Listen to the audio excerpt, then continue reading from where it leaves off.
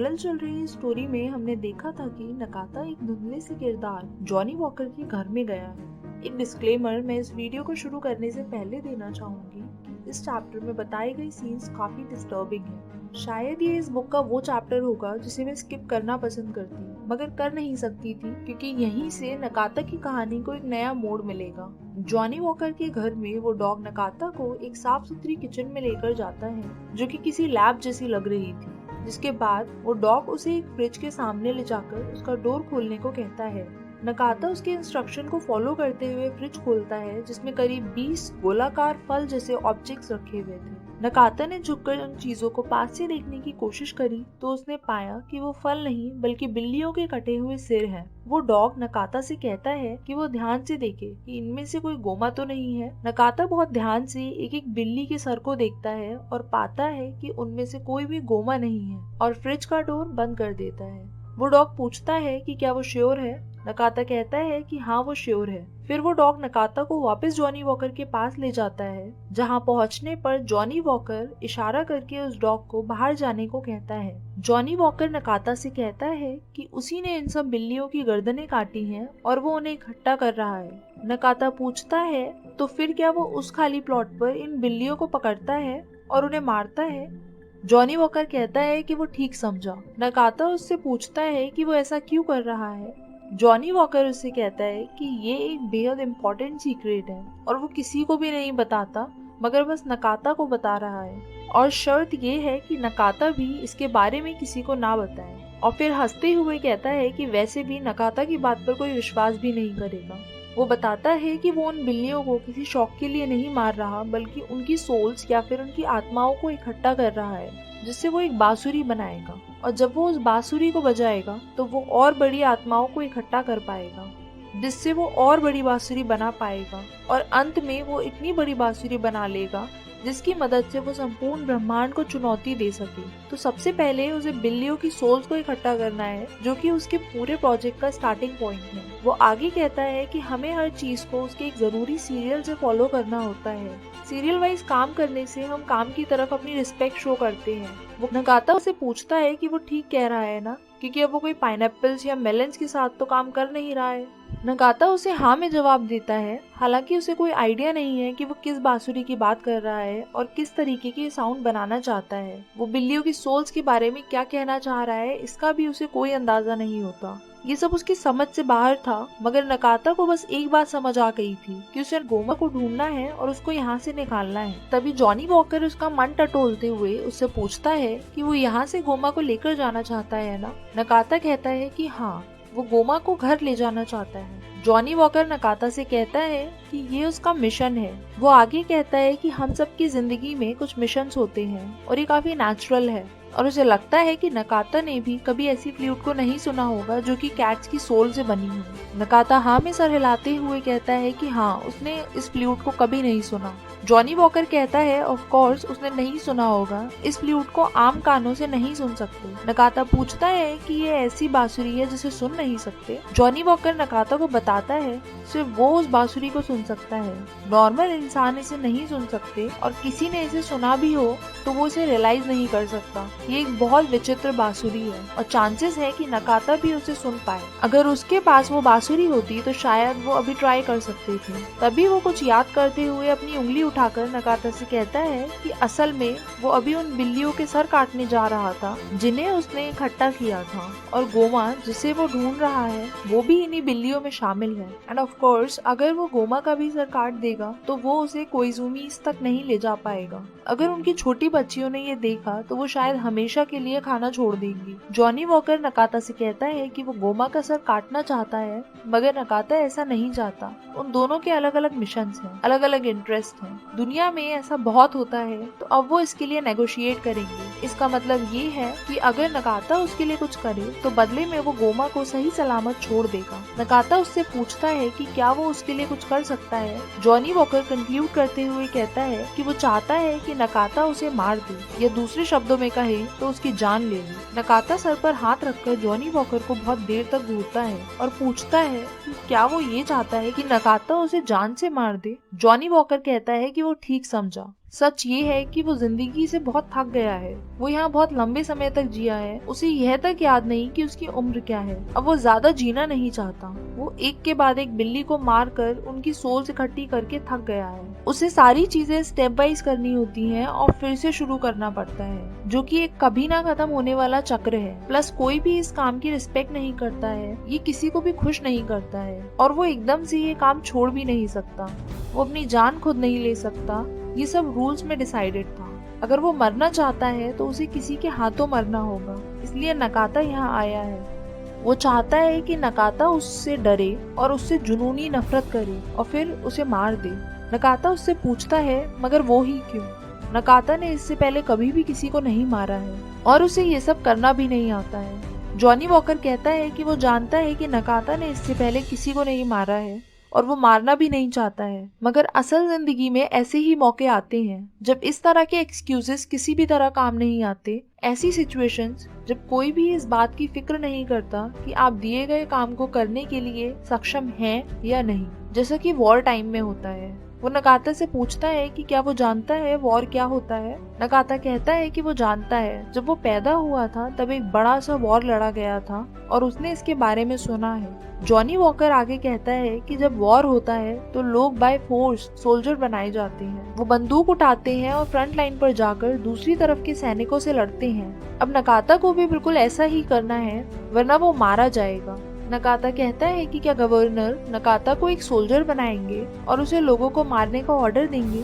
Johnny walker कहता है हाँ, गवर्नर बिल्कुल यही करेंगे और दूसरों को मारने का निर्देश देंगे। नकाता समझ नहीं पा रहा होता है कि आखिर गवर्नर ऐसा क्यों करेंगे। जॉनी वॉकर नकाता को समझाता है कि उसे इस तरीके से देखना चाहिए कि ये एक वॉर है और नकाता एक सिपाही है और अब उसे डिसीजन लेना है। या तो जॉनी वॉकर बिल्लियों को मार दे या फिर नकाता जॉनी वॉकर को मार दे। और वैसे भी वो उसे खुद को मारने को कह रहा है, तो वो ऐसे इंसान को नहीं मार रहा जो कि मरना नहीं चाहता, तो वो एक तरीके से अच्छा काम ही कर रहा है। नकाता अपने माथे से पसीने की बूंदें पोंछते हुए कहता है कि मगर वो किसी भी तरह ऐसा काम नहीं कर सकता है। भले ही वो उसे खुद की मर्जी से मारने को कह रहा है, फिर भी उसे नहीं पता कि वो इसे किस तरह करे।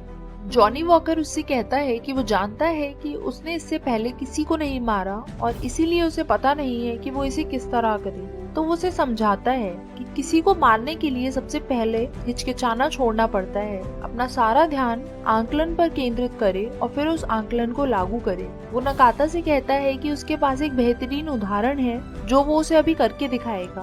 वो मेज के नीचे से एक बड़े फेदर के डिब्बे को उठाता है। वो उसे चेयर पर रखकर खोलता है और किसी मैजिक ट्रिक की तरह उस डिब्बे से एक बिल्ली को बाहर निकालता है। नकाता ने इससे पहले इस बिल्ली को कभी नहीं देखा था।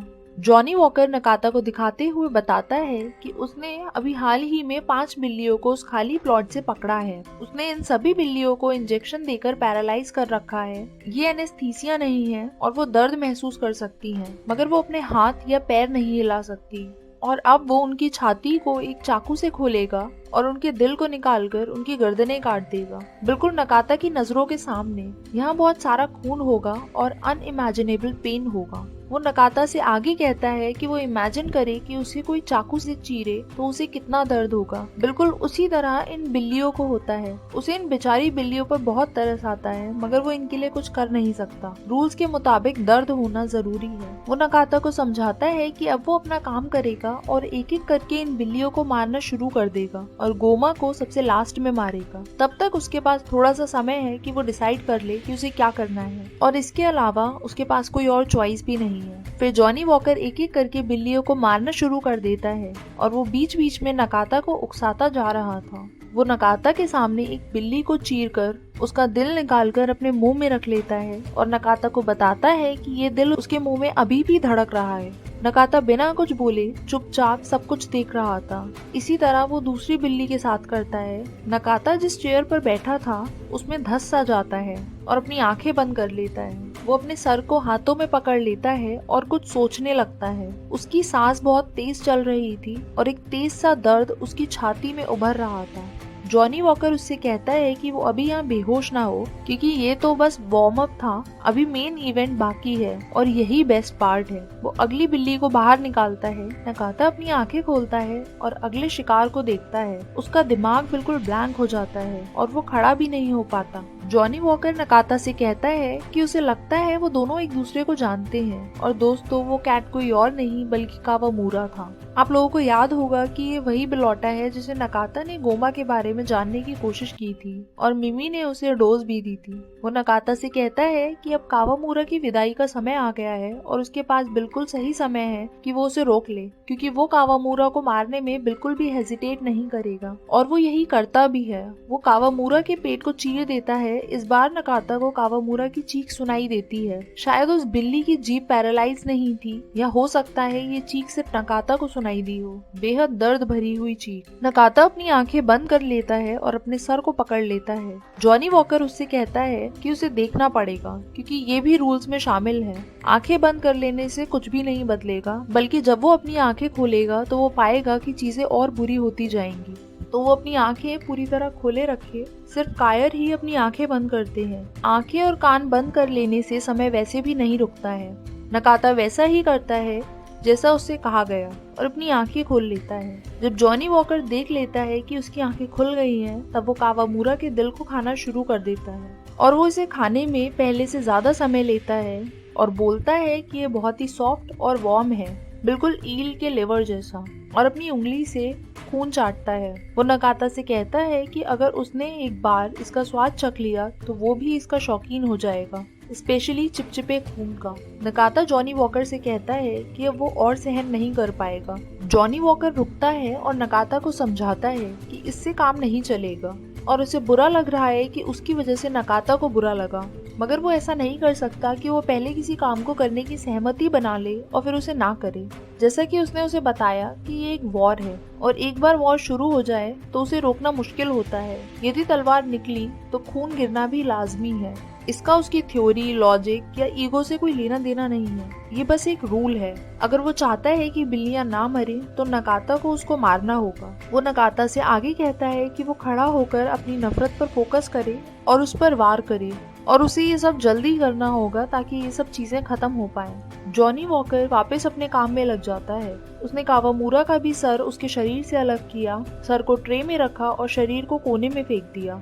अब ट्रे में 3 सर इकट्ठे हो चुके थे। अगली बिल्ली को निकालते हुए जॉनी वॉकर कहता है कि अब साइमीज की बारी है, जो कि ऑफ कोर्स कोई और नहीं मिमी थी। वो नकाता को बताता है कि मिमी को पकड़ना थोड़ा मुश्किल था क्योंकि वो एक स्मार्ट कैट है। नकाता धीमे से बोलता है जॉनी वॉकर उसको छोड़ दे, क्योंकि अब नकाता को बहुत गुस्सा आ रहा है और वो अपने आपे से बाहर आ रहा है। जॉनी वॉकर मिमी को एक डेस्क पर लिटाता है। नकाता की बात को दोहराते हुए पूछता है कि वो अपने आपे से बाहर हो रहा है क्या। वो कहता है कि ये बहुत जरूरी है कि कोई इंसान खुद के वश में ना रहे और अपने हाथ पर चाकू चलाकर ट्रायल जैसा करता है, जिससे उसके हाथ से खून की कुछ बूंदें मिमी के ऊपर गिरती हैं। वो कहता है कि ये तो जरूरत है कि वो अपने आपे में ही ना रहे।